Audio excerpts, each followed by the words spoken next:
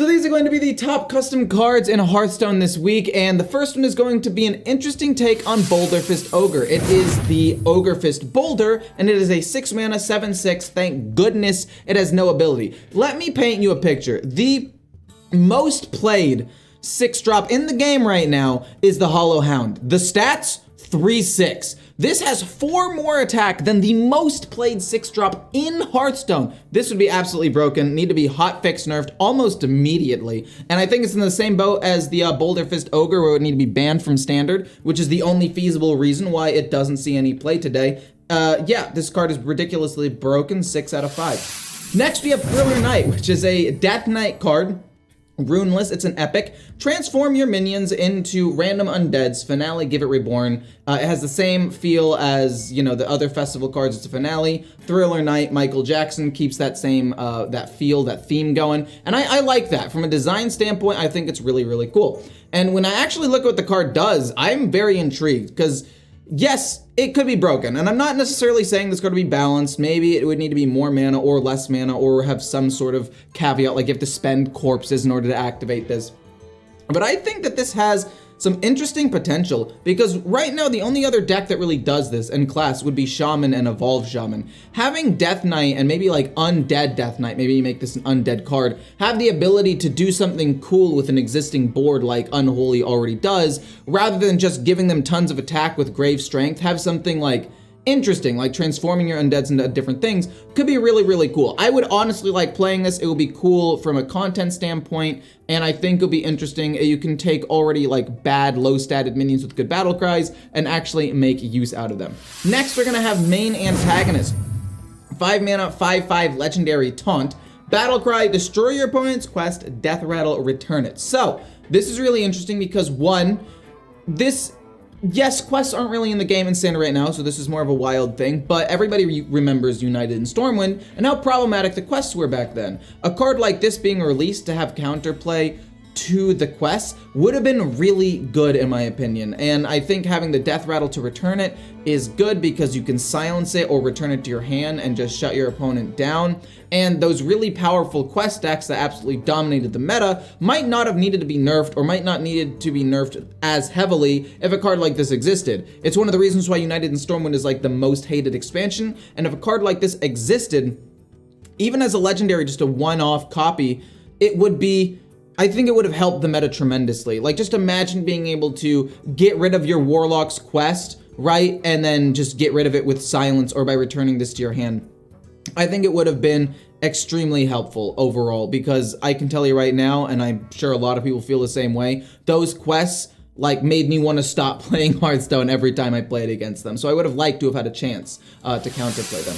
Next we have Mama Barrel. It's a 4 mana 1/4, and this is an interesting card because when you attack, summon Misha, that also attacks. I'm assuming it attacks the same target. They don't specify that, but that could just be a wording thing because it's a custom Hearthstone card. And I think this card would be too strong. Right now it'll be, what is that? 4 attacks with 5 damage each. Yes, you could potentially lose the minion, the Misha, so you don't have that board presence, but a 4 mana 5/4 weapon is still really, really good. Also plays around things like Divine Shield, because you hit with the weapon, gets rid of the Divine Shield, and then Misha attacks. I don't exactly know how the order would go. I don't know if Misha attacks first, like when you attack, it summons Misha, attacks, and then the weapon comes in. I don't exactly know the order. I don't code, but I think that it would be an interesting card. I think it would have to be 3 durability at the very least, and it would make sense. You have 3 animal companions, 3 Mishas that you would summon. It just would fit in my opinion. But yeah, I think this card would see a lot of play in Hunter if something like it was printed. Maybe it would have to be different, like I don't know exactly, maybe even a 2 durability weapon with 3 mana. You could summon like animal companions when you attack, but even saying that out loud, that seems ridiculously broken. It's a cool card, but would definitely need to have the stats and mana cost altered in order to make it actually balanced. But it's a really cool design for sure, summoning Misha. Maybe you just summon like an animal companion just in general. Next we have Tempest of the Meek. 5 mana Paladin Shaman card. It's an epic. 2/6 elemental, that's a lot of things, and your minions with 2 or less attack have Wind Fury. It's similar to the Horn of the Windlord, where it's a Paladin and Shaman card that revolves around Wind Fury. I think it's really interesting. I think that Paladin would probably use it better because you could go like Silverhand Recruits, give him Divine Shield, and then get Wind Fury and just have this pretty durable board of like aggressive little dudes. I don't know, there would probably be a lot of interesting ideas that you can use with this deck. Do I think it'll be too strong? I don't know. At 5 mana, a 5 mana 2/6 on its own isn't that great. It would require some setup for it to actually see play. And it's instances like this where I sympathize with the designers of Hearthstone because we flame them so much for not knowing how to balance stuff. And I'm like, would this be too strong or would it be too slow for the meta? Like, is this 1 mana worse than the Horn of the Windlord, which can kill basically any minion and go face for a ton of damage? Like at 5 mana, would I not just want to run like aggro mech or pure paladin and hit him in the face, or same thing goes for shaman? I don't know. I think it is a cool design. It has stuff that we could do with it in the future. It's probably some cool combos. There are some low attack paladin cards and probably other ones coming out with the Titan expansion with the new legendary that resummons a minion with 2, 3, and 4 attack. There could be something there with the Tempest of the Meek. I think this could be a cool card for sure, especially in like a dude paladin. Next we have Opera House. It's a warlock card, and this is one that was actually one of my personal favorites. Take fatigue damage, deal that much damage to a minion, lifesteal. It's a 2 mana 3 durability location. Do I know if that would be 100% balanced? I don't know, but this is what I was talking about when I talk about the fatigue warlock. I've gone off a couple of times on stream where fatigue warlock is super cool, but it honestly needs 1 to 2 more supporting cards. And I think having the 1 more supporting card be a location that you could activate multiple times would 100% solve the issue. Because basically you don't really heal that much. You take the fatigue damage and heal for the exact same amount because of the ability.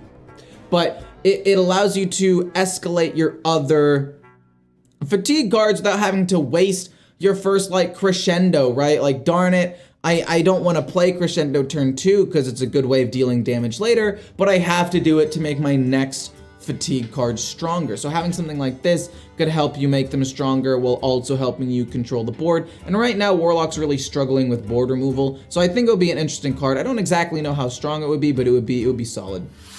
Next, we have Coin Bro. 2 mana 2/3. If you have any unspent mana at the end of your turn, add a coin to your hand.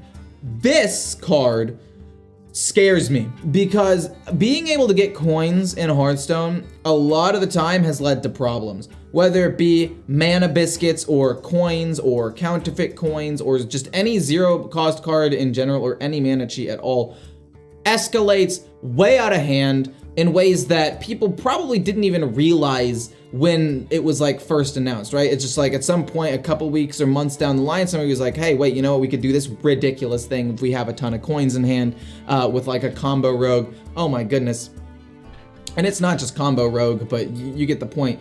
I think it's a cool design. I don't think a card like this should ever be printed though. I do like the idea of getting some sort of plus for not spending mana.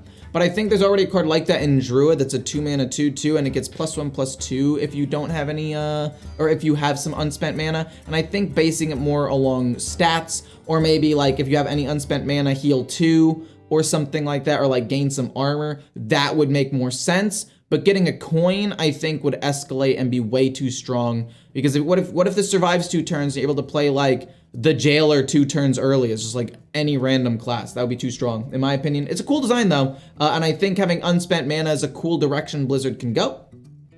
But I don't want it to be giving coins. It should be something else. Next, we have Titanic Plating. This is the first card that uses the Forge keyword of the custom cards that I've seen, and it is a 2 mana, gain 5 armor, Forge, double it, and you have 2 forges left. So in theory, you can upgrade it twice and get 20 armor. It's just a great way of gaining a ton of armor in a control warrior, which warrior has been missing. Do I think that gaining 20 armor for 2 mana would be too strong? Because it would essentially be 6. So you'd have to upgrade it twice. Yes, you'd probably upgrade it twice on turn 6 and just gain 20 armor right away. Maybe it should be like gain 5 armor, Forge, gain 5 more armor, 6 mana to gain 15. Might be a little bit more balanced, I don't know. Then again, Warrior gets absolutely slammed a lot of the time by aggressive decks, so maybe gaining 20 armor is what it needs. Next, we have the Boogie Monster. 5 mana, 5/6 legendary. Finale, discover a legendary minion and give it this finale. So you can potentially go like kind of infinite with your legendary cards. I think that's really cool. Do I think it's... I don't even necessarily think that it's broken, because a 5-mana 5/6, even if you get to discover one more card, it is random. Yes, you can high roll and get something cool like Alakir and do some crazy stuff with it, but as it stands, a 5-mana 5/6, admittedly insane stats. The stats alone kind of break the card. But if we just look at the stats, maybe we could let this card slide through. Okay, maybe make it a 5-mana 5/5 to make it a little bit more balanced. But I think it's a cool design where like a control deck like Control Priest or Blood Death Knight or Control Warrior could generate some sort of win condition randomly, but it wouldn't be super cheap or based on mana cheat. It would be just based on big minion after big minion after big minion ideally, which I think is kind of interesting, and I think that's how control deck should be played a little bit more. Next to the Mecca Knight, I thought this one was just super duper cute, and it is a 1-mana 1/2 mech magnetic death rattle if this is on a beast, add a Mecca Knight to your hand. So there are some mech beasts out there, and I get it because he's a little knight. It's his noble steed, his mecha steed, as the Reddit post said. He has a mecha steed, and I think that's really cool and cute. And even as a 1-mana 1/2 mech that you could just play on turn 1, that you could that you could magnetic other cards to, or in just an aggressive mech deck try to build off of. I think it would be a really just good card overall. Do I think it would see a ton of play? It would probably see some play, yeah. Just having magnetic, being able to give a minion +1/+2 for 1 mana, and the potential to get it back is pretty strong. Next, we have Undying Fan. It is a Death Knight card. It is a Blood and Unholy Rune. Death Rattle, summon a corpse, or spend a corpse, sorry, to summon this. It is a 2/1 undead minion, and it does not leave a corpse. And this card is interesting, because I could see it being very, very difficult to kill. So if you're playing against, or if you're playing as like a controlled priest, right? Or a controlled Blood Death Knight, or a mage or whatever, this minion just like never dying could be kind of problematic, with the only counterplay being silence. I like the design though. Maybe spending 2 corpses to resummon it would be a little bit more balanced, because you're able to basically get a corpse every turn with your hero power anyway. So maybe if you're able to make it cost 2 corpses in order to summon a minion, that would be a little bit more balanced. I don't 100% know. I mean, you play this turn 1. If it survives turn 1, you play your hero power, and then this goes basically infinite. I think the design is cool though. I just think it needs to be balanced a little bit more.